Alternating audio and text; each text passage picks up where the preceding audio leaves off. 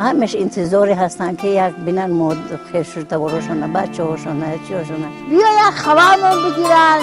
این نمی آرزو دارم.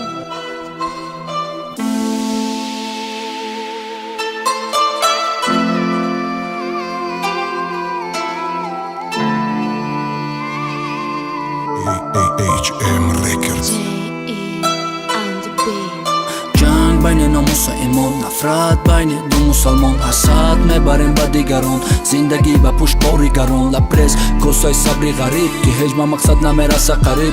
مرد جوان با چشمای تر در فکری حیات خانه و مادر، دختر در فکری بخت گم شده، یکی کوچگی شده که گم شده درد که ای خانه کردنش بیرنی در گپی خوب در اولانت پدر.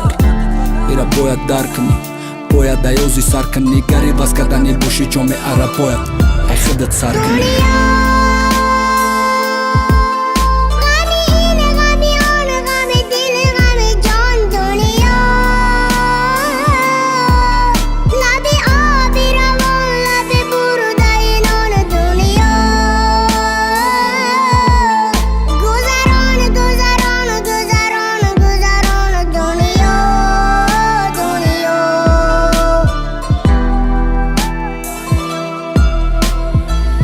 نیست خونه یتیمو عبادی عمل نیتیمو، خونه بی پرستاران اما مخید دا ایگنگور هر یک تایمو. وقت عقیب گردونده میشید کشکی و شگر میکردی دا چیزی که داشتی گر ناعقی کردی نسبتی کسی میبرداری هر چیزی را کشتی دا خودت سوالتی که یا خیران برقتی پدرت که دا بدی صحبت باوری دارم دا یادت نداری غیری پرسیدنی پل یا پست خدمت.